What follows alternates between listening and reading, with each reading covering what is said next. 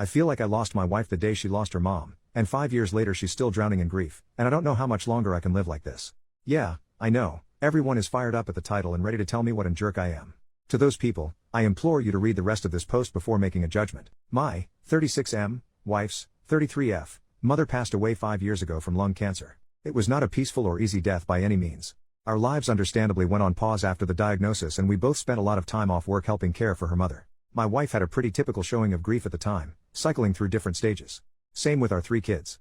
After she passed, however, my wife got really bad. I totally understand this.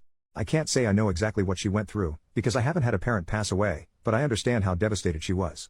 For months after she could barely function, I gently took over pretty much all the responsibilities in the household and with the kids. She had been attending grief counseling since the diagnosis and continued after the death. None of this is the problem. I endeavored to be as supportive as possible. She cried on my shoulder every night for months, and I just thought this was the worst of for better or worse.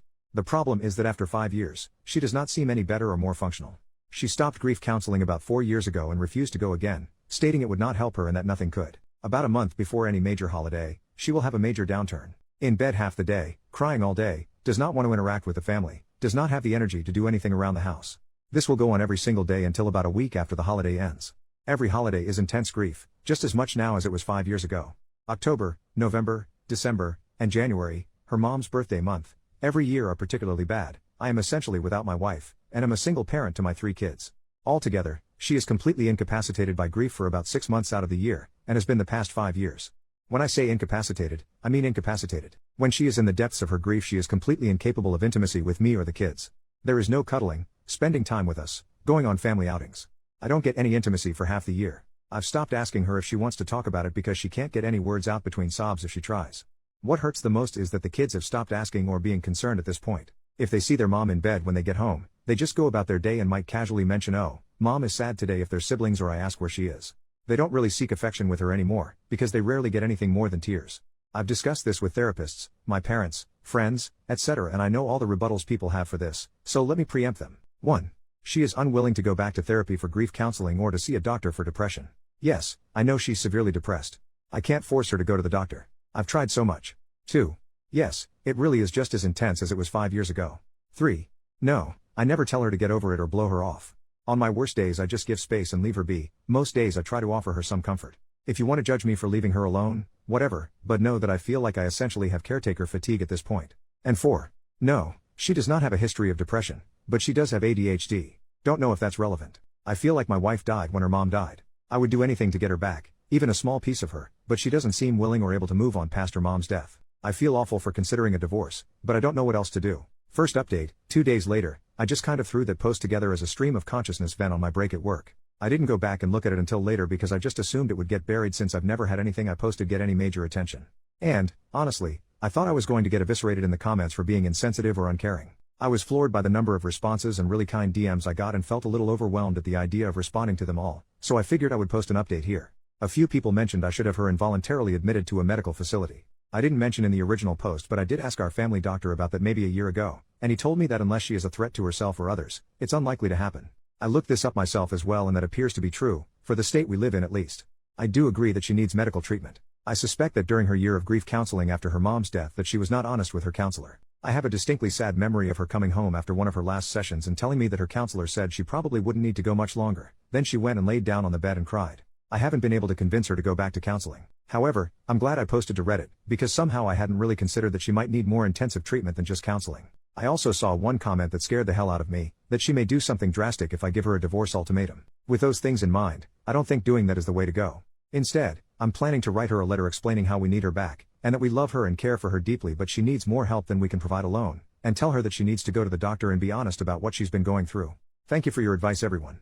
Second update, 6 days later. I wasn't planning to post again but got a lot of supportive messages asking for an update, so here we go. My soon-to-be ex-wife has completely lost her freaking mind. After my last post I spent a couple of days writing the letter to her. In it, I explained that the kids and I love her dearly, and that we're concerned for her. I outlined all the worrying behavior and told her that I believe she needs to seek additional medical care. I explained that it sounded like she had complex grief. Thank you everyone who pointed that out, and that the grief therapy she went to years ago was insufficient to help her get through it. I did not say anything about potentially divorcing her, but did say that the kids can't continue to live in their current situation. It was a long letter and I don't really feel like transcribing it here. I read the letter to her the same night I finished writing it after the kids had gone to bed. After I finished reading, she just stared right through me, 1,000-yard stare, for probably 15 minutes, then finally stood up and started walking to the door. I panicked and tried to stop her, asked her where she was going. "Can we talk about this? I'm concerned for your safety." She rolled her eyes at me and said in the coldest voice I've ever heard her use, "I hope when your parents die someone doesn't tell you to get over it." After that I didn't try to stop her, I just let her go. I was pissed off for maybe 5 minutes before the panic set back in. I legitimately thought she was going to end herself. I checked my phone and she had turned her location off.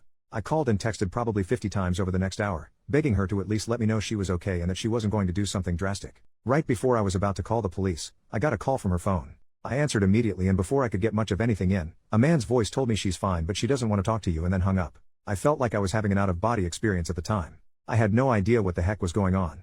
I almost called the cops anyway, but I was disassociating hard and talked myself out of it. I kept calling her phone all night but no one picked up again. After about 2 a.m. it started going straight to voicemail. I barely slept that night. When I woke up the next day she wasn't home. I took the kids to school and daycare. I normally do this and my wife is normally still asleep while I do, so thank God they didn't ask where mom was. I tried calling my wife's phone more all morning but still voicemail. I called her office and asked if she was at work, and they told me she had called in sick. I called in sick to work as well and basically just sat on my couch, trying to get a hold of her while being a nervous wreck. I called my mom as well and asked if she could pick the kids up from school today and watch them overnight. I didn't tell her everything that was going on yet, just that something had come up that was urgent and I needed some help. My wife walked in the door sometime after 4 p.m. I tried to hug her but she shied away from me. I asked her where she had been, no response, just a blank stare. I asked her who had called me from her phone, no response, blank stare. At this point I was so frustrated and told her that if she didn't want to explain what was going on, she could get the hell out. I regret saying it that way now, but holy crap was I frustrated. So she started talking, but it was like I was talking to a robot with her voice. No emotion, totally flat, almost annoyed. She told me that she had gone to her friend John's, fake name, house.